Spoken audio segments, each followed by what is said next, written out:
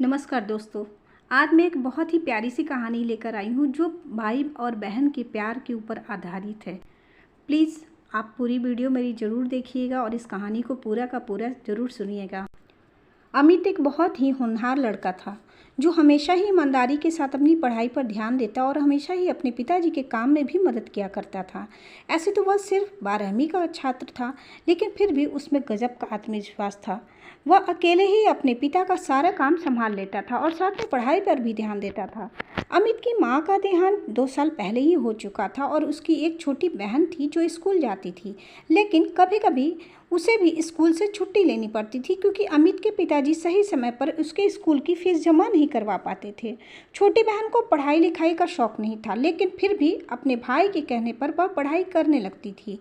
एक दिन छोटी बहन के पड़ोस में रहने वाली उसकी सहेली ने उसे अपने बर्थडे में आने के लिए कहा था। साथ में उसे रेड कलर की ड्रेस पहनने को कहा क्योंकि उसके बर्थडे पार्टी की थीम रेड कलर की थी।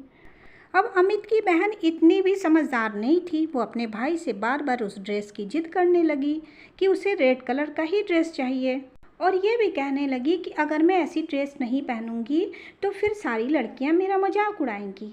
तो अमित ने कहा कि अरे ड्रेस से क्या लेना देना, तू बस उस पार्टी में जाकर मज़े करके आना। तो बहन ने रोते हुए कहा, नहीं भैया, मुझे तो वही ड्रेस चाहिए, नहीं तो मैं बर्थडे पार्टी में नहीं जाऊंगी। अमित अपनी बहन से बहुत प्यार करता था और इसी वजह से उसने अपनी बहन के लिए नई ड्रेस लाकर दे दी जो लगभग 1500 रुपये की आई थी, जिसके लिए उसने अपने दोस्त से उधार भी ले लिया था। ऐसे तो वो बहुत स्वाभिमानी था, लेकिन अपनी बहन के आगे वह कुछ भी नहीं कर पा रहा था। अमित के पिताजी ने एक दिन उसे डांटते हुए कहा भी था कि तू अपनी बहन को बिगाड़ते जा रहा है, दिन ब दिन उसकी ख्वाहिश बढ़ती जा रही है। देख बेटा, उसके अंदर भी तो यह समझदारी होनी चाहिए ना कि वो हमारी मजबूरी को समझ सके। हम इतने पैसे वाले तो हैं नहीं। लेकिन अमित ना अपने पापा को समझा देता कि अभी वो छोटी है, बड़ी हो जाएगी तो ज़रूर समझ जाएगी। लेकिन जब अपने पिता की ये सारी बातें उसकी बहन जब सुनती तो उसे लगता था कि हमेशा पापा हम अपनी मजबूरी का रोना रोते रहते हैं और वो मुझे समझदार भी नहीं समझते हैं। क्या मैं हमेशा छोटी ही रहूँगी? मैं तो बहुत समझदार लड़की हूँ। और इस तरह से हर बार वो अपनी जिद पूरी करवा लेती। अमित दिन भर अपना काम करता, रात में पढ़ाई किया करता था और वह अपनी पढ़ाई को छोड़ना नहीं चाहता था। यूं ही एक दिन वह पढ़ाई कर रहा था कि अचानक उसके दोस्त का फ़ोन आ जाता है और उससे कल की होने वाली पार्टी में चलने के लिए कहता है। इस पर अमित कहता है कि हाँ, क्यों नहीं, मैं भी तुम लोगों के साथ चलना चाहता हूँ, लेकिन क्या करूँ, मजबूरी है। मेरे पास तो पहनने के लिए अच्छे कपड़े भी नहीं हैं, ना ही मैं अपने पिताजी से कोई भी फरमाइश करता हूँ जिससे कि वो परेशान हो जाए। फिर भी उसका दोस्त पार्टी में आने के लिए अड़ा रहा कि तुम्हें आना ही होगा। लेकिन अमित सिर्फ और सिर्फ अपनी पढ़ाई पर ध्यान देना चाहता था और ये सारी बातें उसकी बहन ने सुन ली थी। ये सब सुनकर उस बहन को बहुत ही ज़्यादा अफसोस होने लगा कि मैं हमेशा ही फालतू खर्च अपने भाई और पिताजी से करवा लेती हूँ, लेकिन आज भाई को ज़रूरत पड़ी है तो मैं कुछ भी नहीं कर पा रही हूँ। ये सब बातें चल ही रही थी कि अचानक से अमित के पिताजी को दूसरे शहर जाना पड़ा किसी काम से। तो एक दिन अमित की बहन ने कहा कि भाई, मेरी सहेली बता रही थी कि शहर के मॉल में एक बहुत ही अच्छी प्रदर्शनी लगी है जहाँ पर बहुत तरह के डिज़ाइनर कपड़े मिलते हैं, तो मुझे भी कुछ कपड़े लेने हैं, कुछ पैसे दे दो मुझे, ताकि मैं अपनी सहेलियों के साथ जब घूमने फिरने जाऊँ तो कोई भी मुझे नीचा ना समझे। तब अमित ने उसे समझाते हुए कहा कि तुम ये गलत सोच रही हो, हमें कभी किसी को नीचा नहीं दिखाना चाहिए बल्कि अपने कर्मों पर भरोसा करना चाहिए। तो उसकी बहन ने फिर से जिद करते हुए कहा, भैया आप ही मुझे दिला सकते हैं, पिताजी तो कभी देने से रहे, दिन भर अपनी मजबूरी बताते रहते हैं, कभी मेरा ध्यान भी नहीं रखते हैं। अमित उस समय चुप हो जाता है, लेकिन उसे अपनी पिताजी की मजबूरी के बारे में अच्छे से पता था कि इतने पैसे उससे नहीं हैं, लेकिन वो ये भी जानता था कि उसकी छोटी बहन बहुत ही नादान और जिद्दी है। फिर भी उसके पास थोड़े बहुत जो पैसे थे उसने उसे दे दिए, अपनी बहन को दे दिए। यहाँ तक कि गुल्लक में कुछ पैसे उसने रखे थे वो भी फोड़ कर उसे दे दिए। उसकी बहन ये सब देख रही थी। अचानक से वो ज़ोर ज़ोर से रोने लगी, उसका कलेजा फट पड़ा। तो अमित दौड़ कर अपनी बहन के पास गया और पूछने लगा, क्या हुआ, तुम इस तरह क्यों रो रही हो। तो उसकी बहन ने रोते हुए कहा, आज तक आपने हमेशा मेरी खुशियों का ख्याल रखा, हर वह चीज़ मुझे दिलाई जो मैं मांगती रही, लेकिन कभी भी मैंने आपसे यह नहीं पूछा कि आखिर आप इन पैसों का इंतजाम कहाँ से करते हैं। लेकिन आपको एक एक रुपया जोड़ते देखकर मुझे बहुत दुख हुआ कि आप मेरी खुशी के लिए इतना कुछ कर सकते हैं, लेकिन मैं हमेशा ही स्वार्थी बनी रही।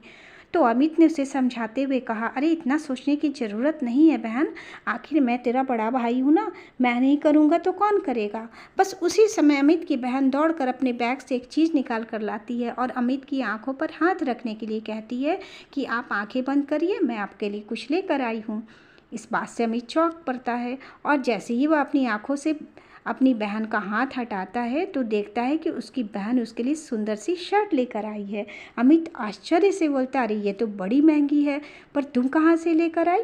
तो उसकी बहन ने कहा कि आपने जो मुझे थोड़े थोड़े करके पैसे दिए थे ना खर्च करने के लिए, मैंने उसे ही जोड़ कर रखा था और उससे अपने लिए कोई अच्छी ड्रेस खरीदने के लिए रखी थी। पर मैंने जब आपके दोस्त की बात सुनी ना और आपके पास पार्टी में जाने को कपड़े नहीं थे ना, तो बस मैंने सोच लिया कि मैं आपके लिए खूबसूरत सा शर्ट लेकर आऊँगी।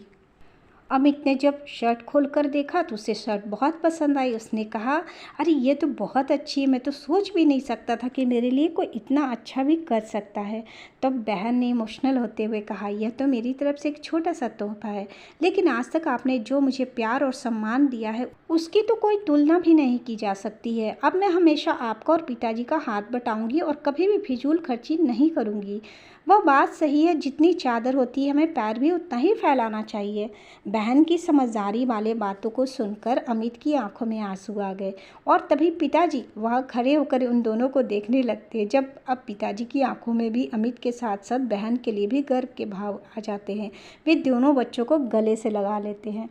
तो दोस्तों, खुशियाँ हमेशा छोटी छोटी घटनाओं, छोटे छोटे मोमेंट में ही छुपी होती है।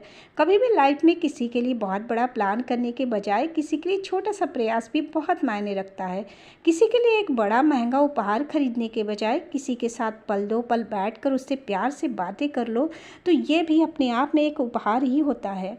लाइफ में कभी कभी ऐसा भी होता है कि किसी को हमारा महंगे महंगे गिफ्ट में कोई रुचि नहीं होती है, लेकिन एक शाम अगर उनके साथ हम गुजार ले, अच्छे से बात कर ले, यही बहुत होता है।